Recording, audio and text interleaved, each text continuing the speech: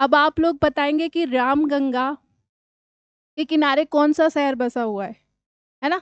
तो रामगंगा की बात करें तो आपको मुरादाबाद,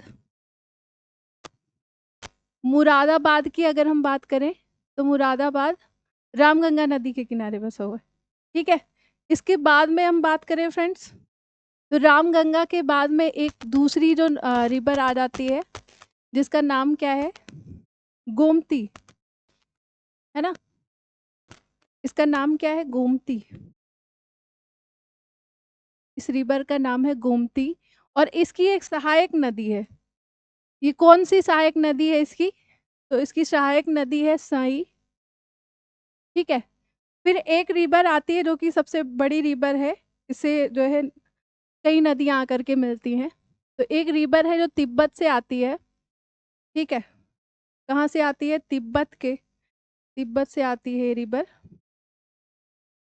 इसका नाम है घाघरा। उससे पहले ये तिब्बत में अगर बात करें तो इसको करनाली, ठीक है, इसको करनाली के नाम से जाना जाता है, करनाली। और इसकी 3 सहायक नदियां हैं।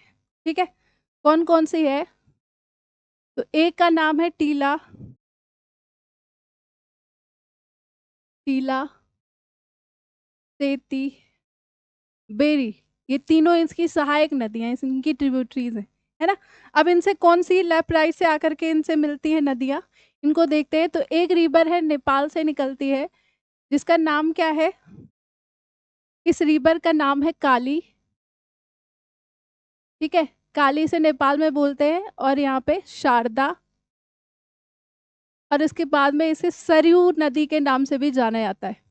ठीक है, यानी कि काली ही शारदा, शारदा ही सरयू। ओके, इसके बाद में हम बात करें तो ये डायरेक्ट गंगा से आकर के नहीं मिलती है, ये आकर के मिलती है करनाली रिवर, जिसको हम क्या किस नाम से जानते हैं, घाघरा के नाम से जानते हैं। ठीक है, किस नाम से जानते हैं, घाघरा के नाम। अब एक रिवर है जो इसके यहाँ से एक और आकर के मिलती है, कौन सी रिवर है ये, तो देखते हैं हम जरा, है ना। तो ये रिवर है कौन सी, राप्ती। ठीक है, राप्ती रिवर है, जो कि आप लोग बताएंगे कि राप्ती नदी के किनारे कौन सा शहर बसा हुआ है, कौन सा शहर है, तो गोरखपुर का आपने नाम सुना होगा। तो गोरखपुर राप्ती नदी के किनारे बसा हुआ। ठीक है, इसके बाद में जो और कुछ नदियां हैं, घाघरा के बाद में आ जाती है गंडक, गंडक रिवर, गंडक जिसे गंडकी के नाम से भी जानते हैं, गंडकी के नाम से ही जानते हैं। और यह अन्नपूर्णा श्रेणी से निकलती है। ठीक है, कहाँ से निकलती है फ्रेंड्स, तो ये अन्नपूर्णा श्रेणी से निकलती है, अन्नपूर्णा, अन्नपूर्णा ट्रेन से निकलती है। ओके, गंडक। अब गंडक के बाद में एक दूसरी रिवर है जिसका नाम क्या है, बूढ़ी गंडक। ठीक है, इसका नाम क्या है, बूढ़ी गंडक, जो कहाँ से निकलती है फ्रेंड, तो ये सोमेश्वर श्रेणी से निकलती है, सोमेश्वर, सोमेश्वर रेंज से निकलती है। ठीक है, इसके बाद में हम बात करें बूढ़ी गंडक, यानी अगर हम गंडक की बात करें तो ये बिहार में छपरा नामक स्थान पे, ठीक है, बिहार में छपरा में जाकर के गंगा से मिल जाती है। बूढ़ी गंडक की बात करें तो ये खगड़िया में जाकर के बिहार में मिलती है, खगड़िया। ठीक है, इस जगह का नाम क्या है, खगड़िया। अब बूढ़ी गंडक के बाद में आ जाती है कौन सी रिवर, कोसी। ठीक है, इस रिवर का नाम है कोसी। और कोसी के बाद में एक रिवर आती है, सबसे लास्ट में हम देखेंगे इसको। ठीक है, कोसी आ गई, कोसी रिवर, या कुर्सेला नामक स्थान पे, बिहार में कटिहार में कुर्सेला नामक स्थान पे ये गंगा से मिल जाती है। इसके बाद में हम बात करें इधर सबसे ईस्ट की अगर बात करें तो यहाँ पे रिवर, इसका नाम क्या है, महानंदा, महानंदा इस रिवर का नाम है फ्रेंड्स, है ना। और यह सबसे पूर्वी नदी है जो आकर के गंगा से मिलती है। तो आई होप आप लोगों ने नॉर्थ वाली रिवर्स को देखा, है ना। अब हम थोड़ा साउथ वाली रिवर्स को देख लेते हैं। जो प्लेटू से निकल करके आ रही है पहाड़ी।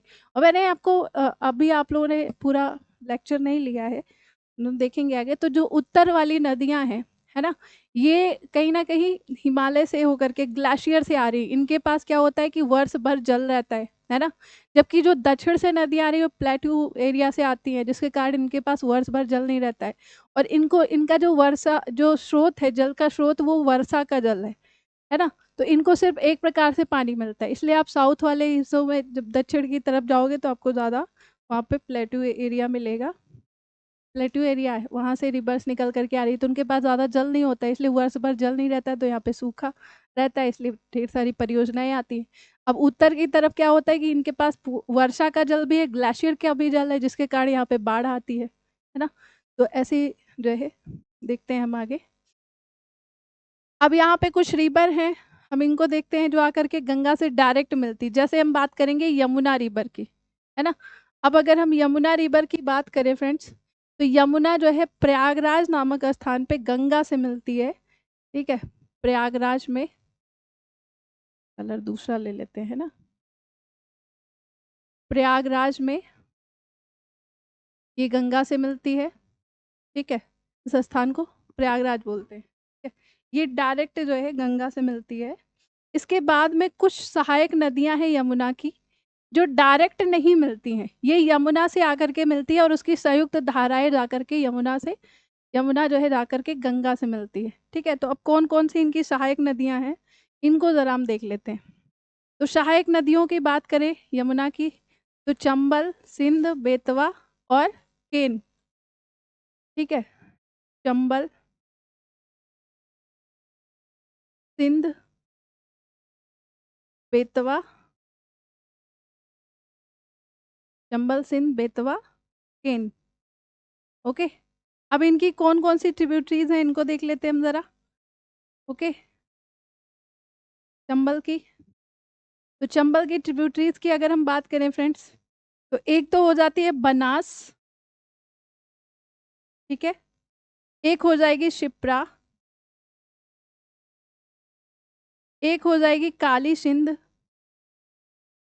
और एक हो जाएगी कौन सी, काली सिंध के बाद में कौन सी हो जाएगी, एक हो जाती है पार्वती, ठीक है। ये हो गई यमुना की ट्रिब्यूटरीज, जो ये सारी नदियां मिलकर के यमुना में मिलती है, और यमुना जाकर के फिर गंगा से मिलती है, ओके। अब इसके बाद में कुछ रिवर्स और हैं जो यहाँ पे मिलती हैं, जैसे हम बात करें इस रिवर की, तो नाम क्या है इसका, सोन रिवर, या पटना में जाकर के गंगा से मिलती है, ठीक है। पटना में जाकर के गंगा से मिलती है। सोन के बाद में पुनपुन एक रिवर है, ठीक है। पुनपुन रिवर है,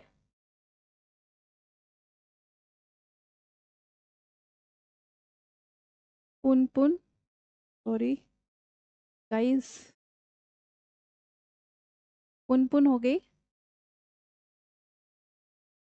और यह बिहार में फतुहा नामक स्थान पे, ठीक है, बिहार में फतुहा नामक स्थान पे गंगा से मिलती है, पटना में, ठीक है। तो सोन हो गई, पुनपुन हो गई। तो ये कुछ नदियां हैं जिनको हमने देखा कि ये गंगा से मिलती हैं, कौन कौन सी नॉर्थ से और कौन सी साउथ से मिलती है, एक बार हम फिर से रिवीजन कर लेते हैं। तो अगर हम बात करें फ्रेंड्स नॉर्थ से, यानी लेफ्ट साइड वाली जो रिवर्स है, तो सबसे पहले आ जाती है आपकी कौन सी, सबसे पहले आ जाती है रामगंगा, ठीक है। इसके बाद में आती है गोमती, गोमती की एक सहायक नदी है जिसका नाम सही है ना। इसके बाद में आ जाती है एक रिवर जिसको हम काली बोलते हैं नेपाल में, और शारदा, कोई सरयू बोलते हैं, है ना। अब इसके बाद में एक रिवर आती है करनाली, जिसको हम आगे चल के घाघरा बोलते हैं यूपी में, है ना। इसकी 3 सहायक नदियां, टीला, सेती, बेरी, ठीक है। अब इसके बाद में इनसे सरयू रिवर मिलती है, इससे घाघरा से मिल रही है आकर के, है ना। और राप्ती आकर के मिल रही है घाघरा से, तो 3 रिवर आप ऐसे याद कर सकते हो। इसके बाद में आप देखोगे तो गंडक, गंडक या इसे गंडकी भी बोलते हैं, गंडक रिवर को गंडकी या नारायणी नदी के नाम से भी जानते हैं इसे, गंडक या नारायणी नदी के नाम से भी जानते हैं, ठीक है। इसके बाद में बूढ़ी गंडक, बूढ़ी गंडक रिवर ये आपकी सोमेश्वर रेंज से निकलती, गंडक रिवर आपकी अन्नपूर्णा रेंज से मिलती। ये छपरा में आकर के मिलती गंगा से, और ये खगड़िया नामक स्थान पे बूढ़ी गंडक आकर के मिल रही है, ठीक है। फिर हो गया आपका कोशी, कोशी कुर्सेला नामक स्थान पे गंगा से मिल रही, फिर आ गई आपकी महानंदा, ठीक है। अब इसके बाद में आपकी एक रिवर आती है यमुना, जो साउथ से मिल रही है गंगा से, है ना। इसकी कुछ सहायक नदियां हैं जिनका नाम क्या है, तो इनका नाम है चंबल, सिंध, बेतवा और केन, ठीक है। अब इनकी संयुक्त धाराएं मिलकर के यमुना, फिर यमुना में मिलती, फिर यमुना प्रयागराज में जाकर मिलती। फिर इसके बाद सोन हो गया और पुनपुन हो गया। अब अगर हम कोशी की बात करें तो कोशी को अन्य नामों से भी जाना जाता है, कौन कौन से है ना। तो इनका नाम है सप्तकोशी, सप्तकोशी, अरुण कोशी, अरुण कोशी, तमर कोशी, अन्य नामों से इसे जाना जाता है कोशी को। और कोसी जो है बिहार के शोक के नाम से जानी जाती है, बिहार का शोक। ये सबसे ज्यादा मार्ग परिवर्तन के लिए जानी जाती है, और इससे बहुत ज्यादा जो है बाढ़ और तबाही जैसी समस्या वहाँ पे होती है बिहार में, है ना। तो आप लोगों ने आज फ्रेंड्स गंगा रिवर सिस्टम के बारे में जाना।